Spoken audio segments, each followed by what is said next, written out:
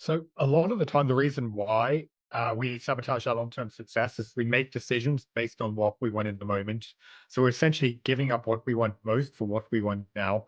It's where we're giving it to comfort or pleasure or that in the now satisfaction. Whereas regardless of what your goal is, whether it's fitness or business or something else, it's going to require sacrifice. You're going to have to give up on things that you may want in the moment, which are then going to lead you to where you want to be. And this is why you always have to start making decisions based on where you want to get to, not on where you are. You've got to filter out everyone else. You've got to just get that tunnel vision of, okay, this is what I want to do. I'm going to believe in myself. Because worst case, you try and it doesn't work out. But at least then you can look back and be like, you know what, I went for it. It wasn't meant to be, which is going to be far better than reaching the end of your days. And then, like you said in the introduction, regretting the things that you didn't do. I don't know about you, but there have been many times in my life when I wanted to throw in the towel. At one point, it was the right thing to do because, listen, my family and my friends, they all told me it was crazy to consider what it is that I was going after. Or worse yet, that's what I was telling myself. Giving up is something we do every day. And whether or not it's flowing through on a commitment or keeping our word, giving up can creep into our lives until one day we realize our dreams have turned into distant nightmares. Before we get into all that, I just want to remind you that if you're interested in raising your standards as a father and a husband and an entrepreneur, I want to encourage you to start your hero's quest. In this program, you're going to accomplish more, develop more, and become more in the next 90 days than you ever have. And you can get more information at the Awakened Man Training Academy at members.theawakenedman.net. And with that, let's get on with today's episode. The average man today is sleepwalking through life, many never reaching their true potential, let alone ever crossing the finish line to living a purposeful life. Yet, the hunger still exists, albeit buried amidst his cluttered mind, misguided beliefs, and values that no longer serve him. It's time to align yourself for greatness. It's time to become a revolutionary man. Stay strong, my brother. Welcome, everyone, to the Revolutionary Man podcast. I'm the founder of the Awakened Man movement and your host, Alan DeMonso. Before we get started, let me ask you a couple of questions.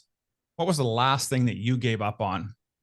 Was it a relationship, a dream, maybe even yourself? It's said there are two pains in life. There's the pain of change, and there's the pain of regret. One lasts a short while, while the other one leaves a scar that is hard to get over. Having gone through my fair share of regret, I can say that I would rather go through the pain of change. So what does it take for us to stop giving up on ourselves? Well, today's guest is an expert who's written a book about it. And so we're going to dive into his findings and hopefully begin to build a foundation for us to learn how we can stop giving up on life. So allow me to introduce my guest. Byron Morrison is the author of 3 best-selling books, and over the last decade, he's worked with CEOs, entrepreneurs, and leaders in 15 different countries to help take back control of their lives and their businesses so they can start living the life that they want.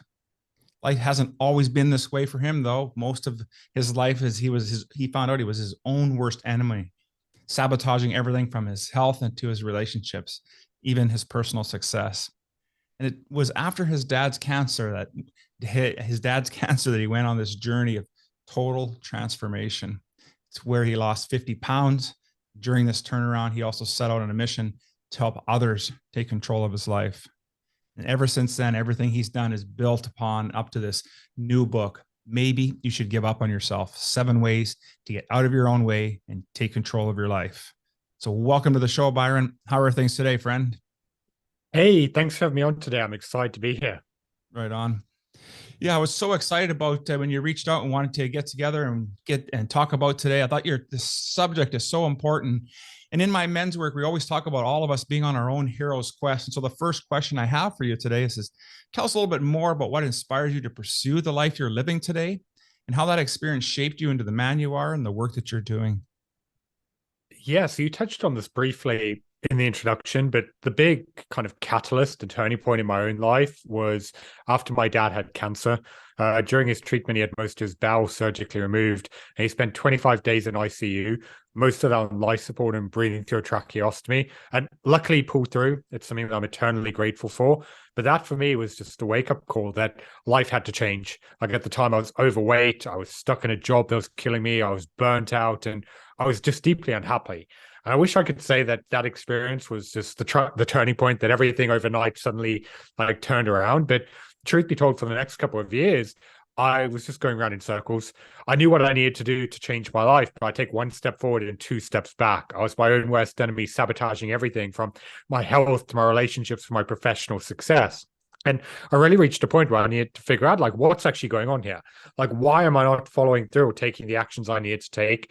And that's really what took me on a journey of learning about mindset and psychology and why we think and behave the way that we do. And that's very much been the foundation of my books and the work I've done over the last decade of helping other people get out their own way so they can take control of their life.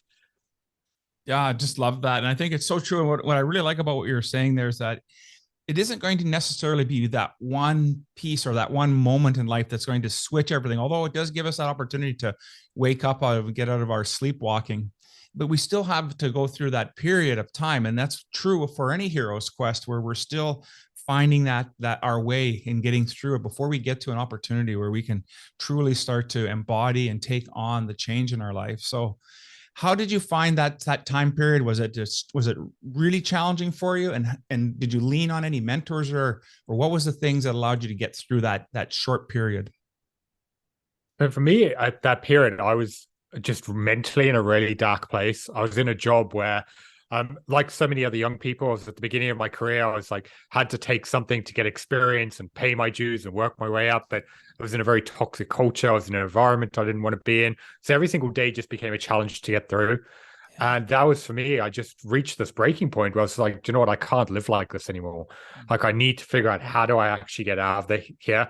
And that was really where I started turning to learning about self-help and mindset. Like, I very much just fell into it. Like, personal development was not something I was massively into in the past. And it was just through the kind of pain of the situation I was in. I was like, I need to find a way to get out because like other people had done it. I'd seen other people like living the life they wanted. So I was like, it has to be possible. But I needed to go to the foundational level of what was actually holding me back, which looking back was myself. It was my doubts, my fears, that sabotaging voice in my head that was stopping me from reaching my potential. Yeah, it makes total sense, and that really leads into the next piece here. I really want to start to dive into your book, and maybe you should give up. It was a great way, a great title. Really liked how that just kind of slaps you right. Then wow, maybe I should give up. And because what you're really saying in here, you've really broke the book down into three sections. I noticed you started with these boulders and rocks, and then pebbles. And I wonder if you could tell us how you came up with this concept, what they're all about, and how do these ideas fit into our day-to-day lives? So over the last like 10 years of doing what I'm doing, I've been very involved in the self-help and personal development world. And one thing I've seen repeatedly is all the motivational messages are never quit, keep pushing, just keep trying. And I see so many people, myself included, who the reason why they were stuck is because they're trying the same thing over and over again, hoping for different results. They're hanging on to things that are weighing them down and not actually giving them the life that they want. So maybe you should give up isn't about giving up on your goals and dreams and accepting a life of mediocrity. Instead, it's about you giving up on everything that's weighing you down and stopping you from actually living the life that you want. And in the last decade of working with people in 15 countries, I've seen that there's 7 different mental blocks that every single one of us struggles with in one way or another that keeps us stuck in our own head. So that was why when I was putting the book together, I've really mapped it out. It's like, okay, which of these do we need to knock over almost like a domino? And it's like, which ones really have the biggest impact? That was where the whole concept of the rocks, pebbles, and boulders came in, because it's very much the way I envisioned it and I describe in the book. It's like trying to hike up a mountain, but you've got a bag of boulders on your in a backpack, and it's just like every single mental block that you take one of them out, it becomes lighter until you finally reach the peak and you set yourself free. So it's like you've got to release the heavier ones first in order to get to the rest. Yeah, absolutely, and I like that, and I just made a quick note. It's not about giving up on your goals, Jersey. It was giving up on on other things. Well, how did you put that again? I really liked how you said that. Yeah. So it's giving up on all the things you're holding on to that are stopping you from living the life that you want. So it's to give you like a quick summary of that. Like the Yeah. 7 things in the book are firstly being reactive to the world around you. The next one is being controlled by fear. Then it's prioritizing short-term thinking at the expense of what you want.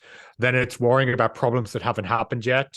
Uh, then it's comparing yourself to others, Mm. beating yourself up and being too hard on yourself. And then finally, once you've overcome those 6 areas, it's putting off your happiness. So the book is ultimately about empowerment. It's about getting you to a point in your life where you can stop with all the negativity and the things weighing you down and finally live a life on your terms. That is so true. I really like that, especially how you've laid that out. And it is, we do tend to, we do tend to be very reactive, and that's that first initial experience that we'll have with things. And when we can start to recognize and take a moment to step back and really understand how our triggers are. We talk about that in my work about how we can be triggered, and having and growing emotional intelligence really gives us an opportunity to settle in. The other thing this month, particularly in our group mentorship program, we're talking about how we define success, right? And one of the concepts we talk about is being able to have an understanding of where our locus of control, and I think you touch that on a little bit in your book, where you talk about the concept of effects, whether we choose to give up on them or whether we don't. I wonder if you could talk a little bit more about that. Yeah, it's just going back to that reactiveness, because what anyone listening to this needs to realize is that in life, when you're busy and you're stressed and all of these things are going on, it's easy to get stuck in a situation where life is constantly happening to you. And that's why a problem happens or a challenge comes up, you react to it. And at the end of the day, there's no way when you're in that reactive state that you can make the right decisions or show up at your best. And that's why you really need to understand there's a huge difference between a reaction and a response. A reaction is driven by emotion and it's impulsive, whereas a response is controlled and grounded. And that's why if you actually want to feel in control of your life, you have to master the ability that when something goes wrong, rather than you diving straight in and reacting, you mentally step back and you stop, you take a deep breath, you process what's happening, you understand why you feel the way that you do, and then you change your response. It's all about helping you really slow down and become aware of what's happening throughout the day and the way that you're showing up in it. Because when you can really start actually coming from a state of response, that's when you can see that you're never going to be in complete control of what's going on around you, but the way that you handle it and deal with it is completely within your control. That's why that's the first thing we have to get right, because until you master that or really start making some gains in that, everything else is an uphill battle. Yeah, absolutely. And it is totally about reclaiming that control in our lives so that we have a better way to respond as opposed to reacting. Because how many times do we do that just because it's our own coping mechanisms in life, and we don't take the opportunity to recognize when that's showing up. Now, you work with a lot of CEOs, but what is the one thing that seems to reappear with each of them when it comes to giving up and maybe not giving up? What are your findings showing? So from a business standpoint, I find that a lot of CEOs and business leaders, the one thing that they struggle giving up on is control. Because when you first begin growing a business, you have to get pulled into everything. It's normal. But as the business scales, your team grows and your responsibilities go up.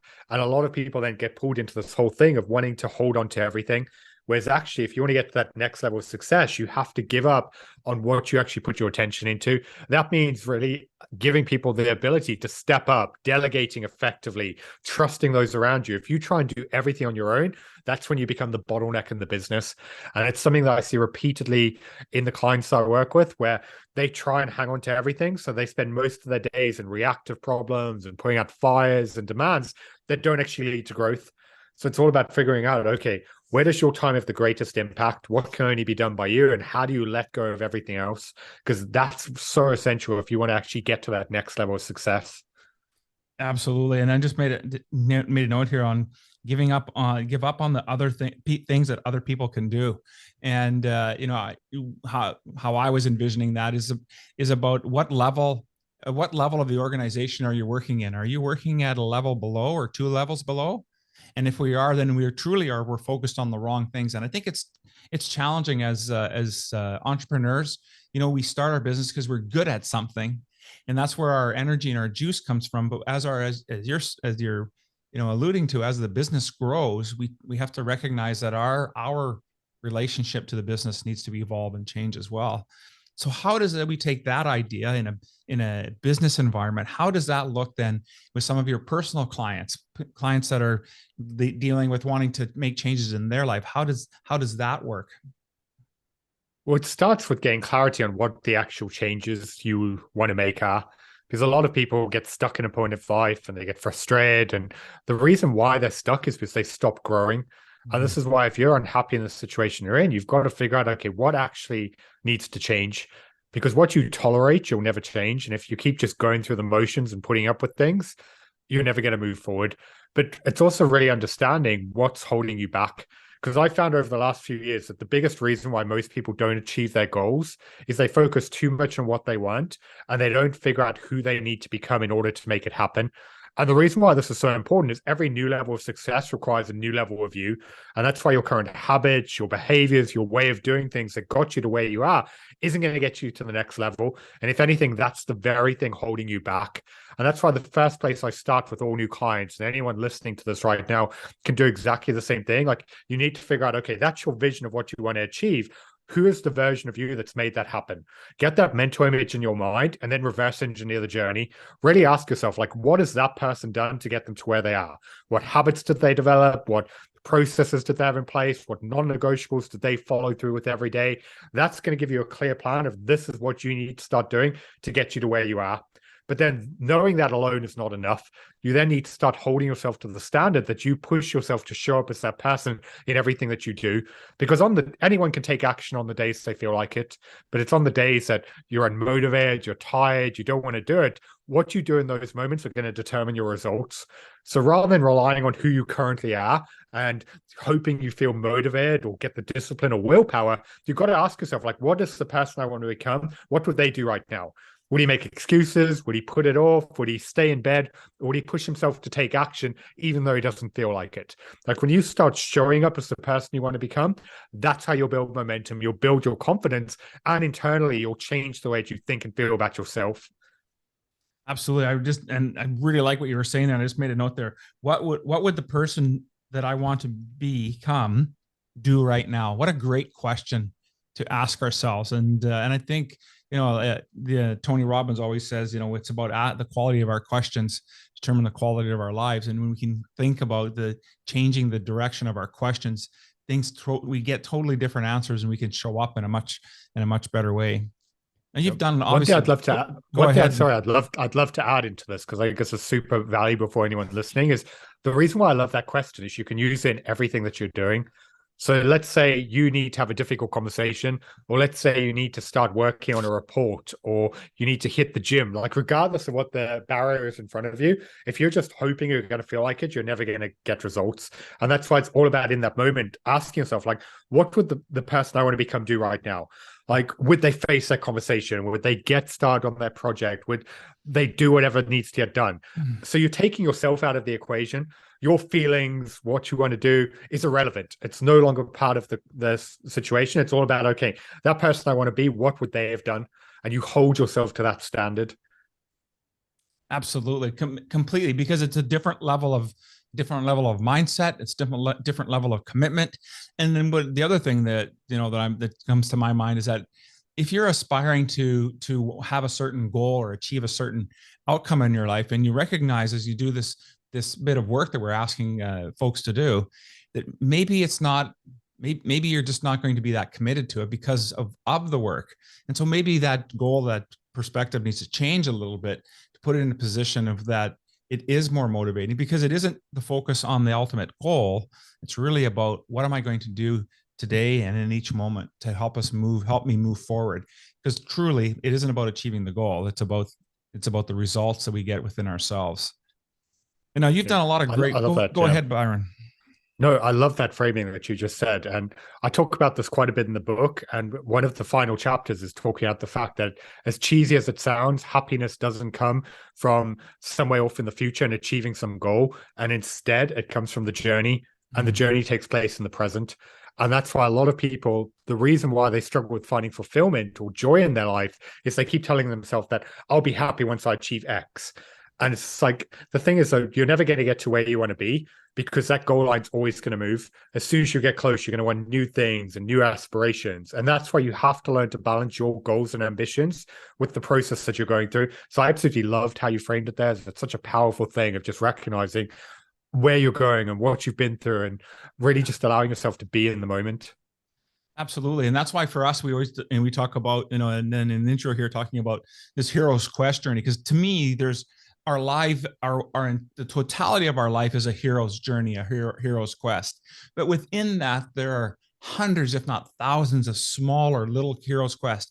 Every time that we're faced with a challenge, we go through the same piece. We go through the trials, the tribulations. We reach out, we find mentors, we find coaches such as yourself to help us learn and adapt a new skill, and then ultimately embodying that and going through some more challenges to actually embody and practice it, and then ultimately bringing it home and raising the level and the standards we are.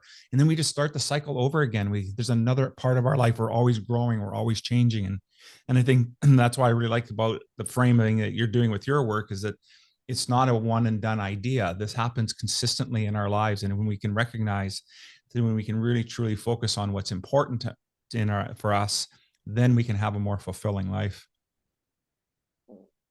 A question I wanted to ask is that as you've been doing your work, obviously you've had some insecurities in the beginning, right? This is what started you on this journey to do this work. What's your biggest insecurity today?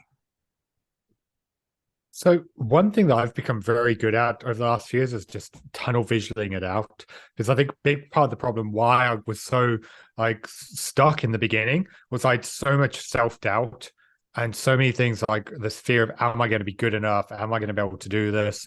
And that's why one of the big things over the last few years that I've really worked on is just filtering out what everyone else thinks, because so much of that is just projection. We're taking on thoughts and beliefs about what's actually going on in other people's minds and then take it on ourselves.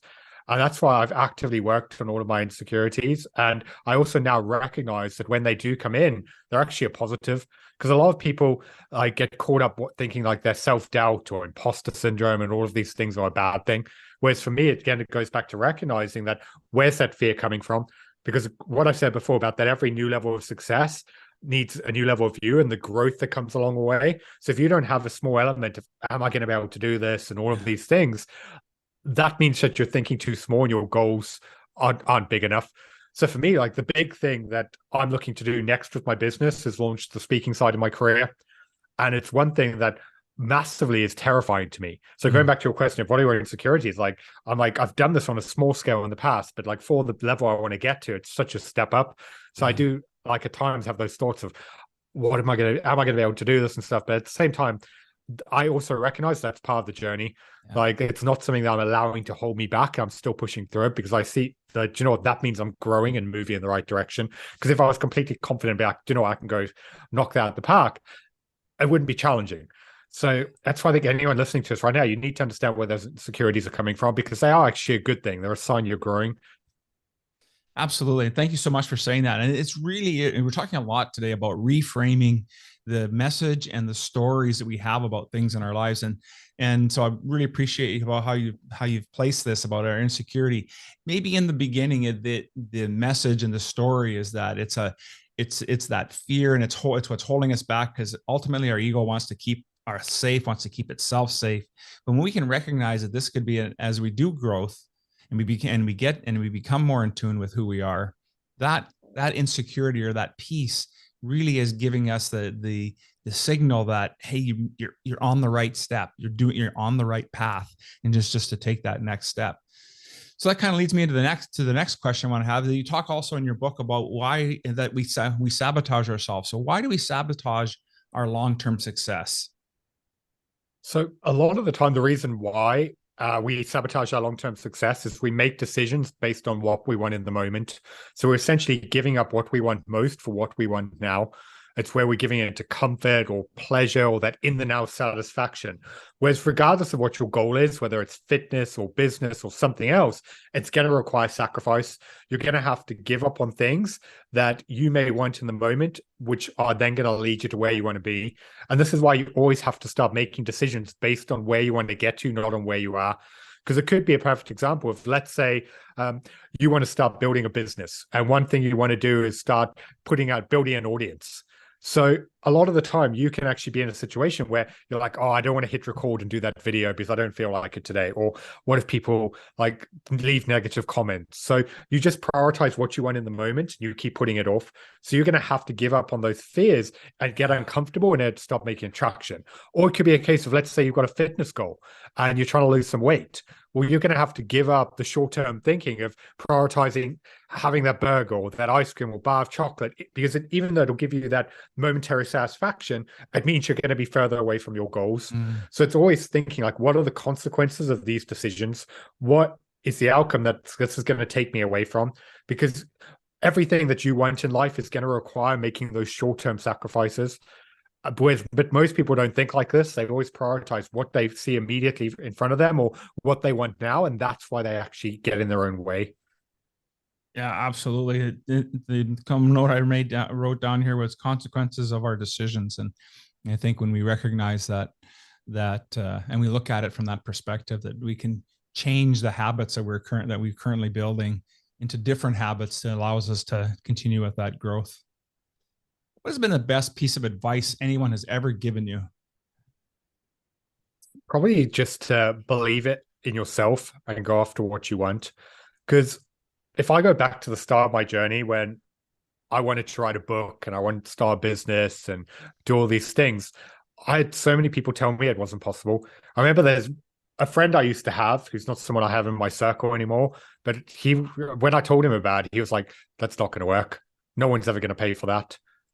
Like, you're being an idiot. Like, and if I had taken that at face value, we wouldn't be talking today.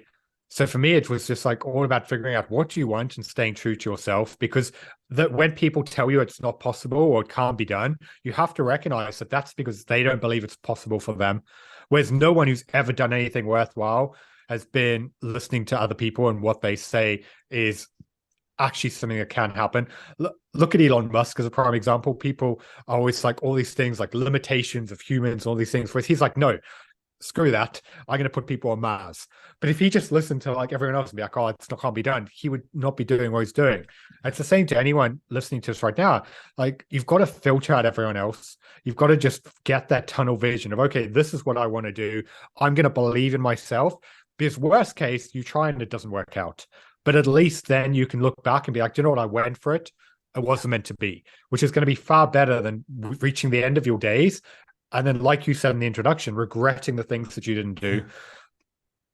Yeah, absolutely. And I think it comes back to exactly what you're saying. Two notes I wrote down here. One is really being mindful of the circle of friends that we have around us, because there's going to be those naysayers, and they're there because they're really trying to protect themselves. They're seeing you change and grow and evolve, and they're worried about being left behind. But if we continue to focus on what other people think and say about us, then we don't change. We don't end up by growing. So I think putting that frame around our discussion today really makes a lot of sense for folks, because we spend far too much time worrying about what someone else might say and valuing their opinion. And it may mean that we do need to change our circle of friends. And that doesn't mean you won't be able to fill it with others. It just means that for this journey at this particular time, they'll have a different place in your life as opposed to the one they're having today. Yeah. One thing I'd love to add into this, because you see this a lot in the personal development and motivational world, where people are like, if your friends don't think and believe the same stuff, cut them out. And I like to look at it from a different angle. Like, I'm more of an advocate of just being a little bit more selective of what you choose to share with different people. Like, I've got some friends who, when we were 18, fantastic guys, but they're still doing the same things now, 18 years later, that we did back then. Some of them are still in the same jobs. They haven't really advanced in their careers and all that things, but they're happy with what they're doing, and that's okay. But that doesn't mean that I have to then stop spending time with those people, even though I see them a lot less now that we've got older. But when I do spend time with them, I just don't really talk about what I'm doing, because at the end of the day, like, we're not on the same page with goals and aspirations, but that's okay. It's like there's different things that you can connect with people. And one thing I just really dislike about the like all these gurus, they're like, cut these people out, only surround yourself with people who think like you do. And 100% yes, you want to surround yourself with people who push you to grow and develop, but that doesn't mean in social situations you can't be around others. I think a lot of people, especially young people, are hearing this message and they're putting themselves in a box, and it's really causing a lot of unhappiness because they're severing relationships that don't need to be cut. But it just means you have to be a little bit more selective of, okay, what do you want to open up about? What do you want to go into detail? Who do you want to share your goals and what you're working with around, and who just do you want to have socially? But then at the other side of that, if you do have someone who's really negative and weighing you down, don't be afraid to walk away. Like the same example that I used of the friend who was just telling me like that would never happen. Like that was one person in my life who was just not a good fit for who I wanted to become, what I was doing. And that's a relationship that I walked away from. So it's just finding that balance of like, why do you want to change your circle? Is it because you're telling yourself some story of these people aren't the right fit? Whereas actually it doesn't make them bad people. And it's just, I think it's a message of positivity more people need to really embrace. Yes, yes, yes. I totally appreciate how you're putting this together, and that's exactly what was the point. And thanks for clarifying that with me. It isn't about not spending time with anybody and cutting out all these people. It is about placing them in a different part of your life. And I know I have a group of friends as well, different individuals, where there are certain things that we just don't talk about. Right? We're on different perspectives when it comes to these topics, and so why bring it up? And so if it does happen to creep into the conversation, we just we both recognize it now, and we just move on to something else, because there's so much more that of positivity from that relationship than this one aspect. And so it's really about, as you were saying, it's really about filtering and understanding what's the, what is that, what's the value of the relationship? How can you maintain that? Because in the end, being an entrepreneur, if that's your goal in life and you want to go and start a business, do things, can be very lonely. And you do need the support of friends. You do need the support of family. And so it's about being selective and understanding how to step into that new role, and helping them understand how they can support you in that role. And if they're willing to do that, then you sure want to have that support as you're moving along. Yeah. I think a really interesting thing you touched on there is that it's actually very lonely. And people who haven't run a business are never going to understand the challenges that you're going through. And their intentions might be the right place, whether it's your partner or your friends or your family, but they're never really going to understand your drive. And this is why you need to be really careful who you take advice from. Because if you're going to people who've never been through what you've done, or who don't have the same mentality and goals, their advice is always going to be skewed. And that's why you need to be very careful of, okay, what you actually let into your headspace and mindset, because a lot of the time that can be damaging, especially when you're starting out. You want affirmation for what you're doing. You want to feel like you're on the right path, or you want to talk about the things you're going through. But if someone can't comprehend, you just need to like really be aware of where any input they give you is from. Because even though it might be coming from the right place, it might actually be what holds you back. And this is why I'm a big believer that you need someone in your corner, whether you get a coach, you get a mentor, you find a network of other people who are doing what you do. Find some like-minded people who are open to talking about what you're doing. Because I've lost count of how many people I've spoken to on application calls who I've looked at their LinkedIn and it's all smiles. They're winning awards, they're growing these big businesses, all these incredible things. And then they go on the phone with me and they just break down, and they're just like, all these things are going wrong. I'm so stressed. I keep having to pretend everything's okay. And that everyone puts them up on a pedestal. So they feel like they have to keep up a facade because they don't want other people to see that their internal state doesn't match their external success. So they internalize and bottle it all up, which is so massively unhealthy, not just for your physical health, but for your mental and emotional health. So it's just recognizing that, do you know what? If you're going to do something, like really push yourself to build a business, you need the right support network. Yes, absolutely. And I find that so true, especially for men. And because I focus on the men's sphere of helping men understand and reclaim who they are, because we do have this image, and people will have this image of who we are. And we have this idea, many of us will have this idea that we always have to be on, and on top of everything. And there are many days that and moments in those days when where it's a challenge to be there, and it's a challenge to be at that. And it's that it's okay to reach out and get mentorship for the work that you're doing and the work that we're doing, or anywhere, but to find that peace that helps keep you centered, that helps bring you back into a place of confidence and security, that you can take that next step forward. Because obviously you had that, otherwise you wouldn't be where you are today. But it doesn't mean that it's always at the same level, and that things happen in our lives and we don't have that resource to be able to go to and turn to. It can be extremely draining. So it's so grateful for this work that you're doing. As you think about your life and as things are going on, Byron, now, if you were to fast forward 20 years and look back to today, what would that legacy look like for you? So the big thing for me is when I set out on all of this, it's like, how can I help as many people as possible take control of their lives? Because if I go back to the guy I was in my early 20s when I was stuck and unhappy, like the big driving force is how can I help other people who are struggling like I was turn it around? Yeah. And so that's really the impact I want to leave. It's just like, how can I help people really create a life on their terms? But then on a personal level, my perception of success has changed a lot over the last few years.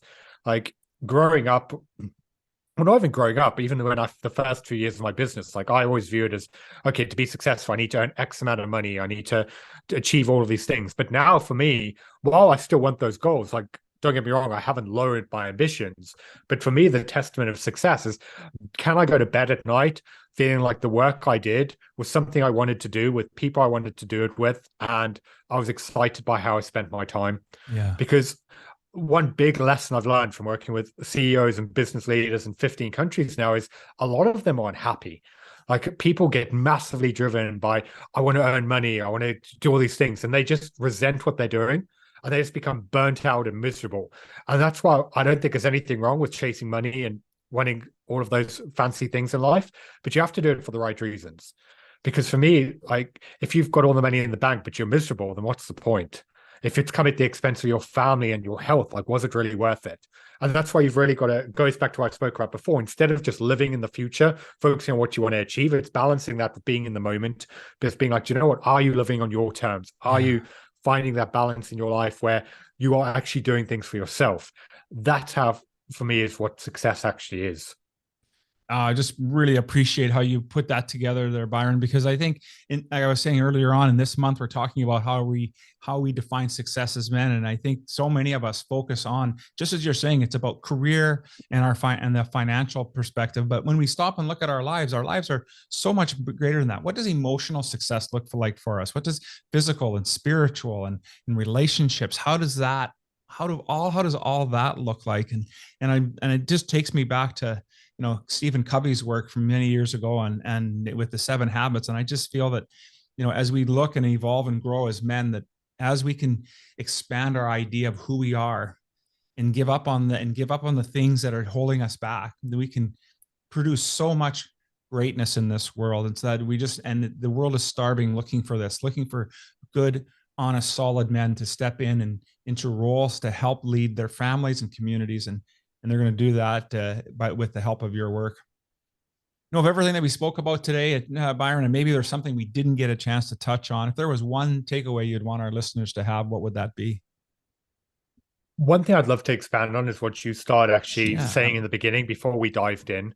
And one of the big realizations I made after my dad's cancer, and I looked at how much time I'd wasted in my life, is that the harsh reality is far too many people are going to wake up at 65.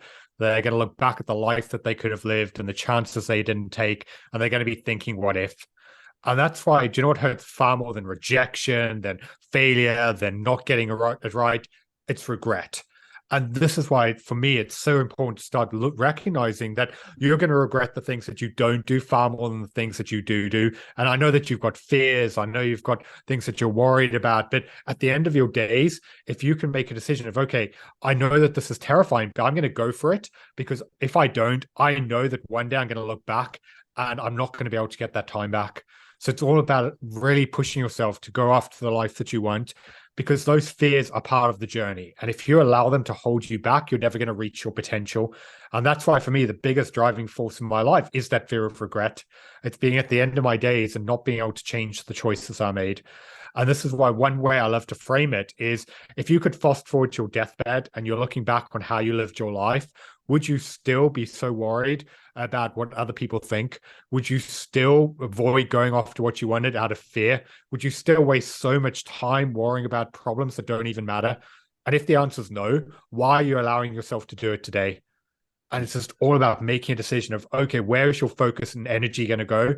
And then allowing yourself to go forward with that. Oh, absolutely. What a great way to wrap everything up for us. I just want to say thanks so much, Byron, for being on the show today and spending time with us. And, we've started to lay some groundwork for people to remove some excuses, but also more importantly, to give up on the things that have been holding us back and to truly step into who we are as men and individuals and really take life and live it to the fullest. So if men are interested in getting hold of you and participating in your programs, what would be the best way for them to reach you? So you can find out more about what I do and all of my books and coaching and courses at byronmorrison.com. My new book, Maybe You Should Give Up 7 Ways to Get Out of Your Own Way and Take Control of Your Life, is available to order anywhere that you can get books. And I'm also active on most social media platforms, everything from LinkedIn to Instagram, Facebook, and TikTok. I do daily videos and guides and thought leadership pieces on how to get out of your own head and take control of your life. So just search for author Byron Morrison on any of those platforms and I'll come up. Right on. I'll make sure all that information is in the show notes so people can get an opportunity to reach out and participate in your work. You're doing some phenomenal work out there. I really appreciate having you on the show today, and just want to say once again, thank you so much.